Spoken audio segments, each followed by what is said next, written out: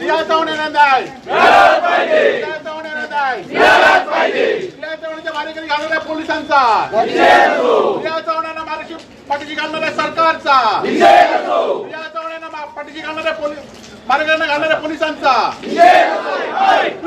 सरकार हाय हाय कोण बंद देणार नाही घेतल्याशिवाय राहणार नाही. कोण बंद करणार नाही घेतल्याशिवाय राहणार नाही. भाजप पदाधिकाऱ्यांना अभय देणाऱ्या गृह खात्याचा निषेध असो. भाजप पदाधिकाऱ्यांना अभय देणाऱ्या गृह खात्याचा निषेध असो. पालकमंत्री हाय हाय पालकमंत्री हाय हाय गृहमंत्री हाय हाय गृहमंत्री हाय हाय. तुम्ही ना गंभीरता ठेवली नाही. आता त्या एका बाईचा जीव जातोय तुम्ही एवढे असे निर्देश वागताय. आणि साहेब दुसरं काय नाही ह्यांचा जर तपास करत असतात ना तर नाही मॅडम एक दोन मिनिट मी बोलतोय त्यांच्या घरी घेतलं गेलं घरी गेलं कुठे सीसीटीव्ही तपासला काय गोडी टाक्यावर सीसीटीव्ही आहे तिथल्या माझे पालकमंत्री त्यांच्या घरी गेलेला मला एक सांगा त्याचे कागदपत्र काय तयार केले मान्याचे ते दाखवा.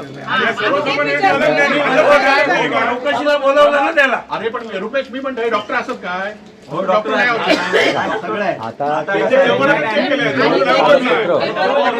सांगतो ना प्रोसिजर सांगतो ना. आणल्यानंतर त्याची वैद्यकीय तपासणी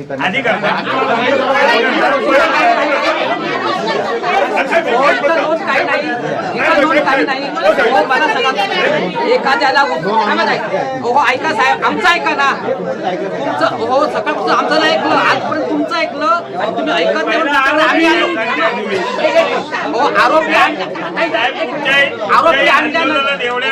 आणल्यानंतर ह्या ठिकाणी पेशंट डायरीमध्ये तुम्ही नोंद करत नाही आणला त्याला ती उगाच आपला त्याला मेडिकलला वगैरे नेता. मेडिकलची तरतूद काय कोर्टासमोर हजर करताना बाबा असा असा मनुष्य व्यवसायाच्या आजाराचा आहे काय किती लाख रुपये मिळाले पोलिसांना मिलिंदला एवढा कुठला आजार होता त्याला लूज मोशन झाले होते आणि बीपी कमी होत होता त्याचा. आई वडिलांना काय नाही द्यायचा तो आम्ही देतो. मॅडम एवढं बोललात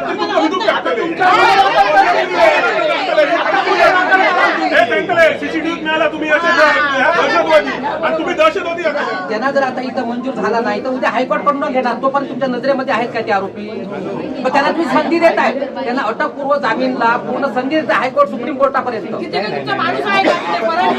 आपण ऑब्जेक्शन घेतलेलं आहे त्याबद्दलचे अंतिम सुनावणी सेशन कोर्टात आहे. रिया चव्हाणांना न्याय मिळालाच पाहिजे.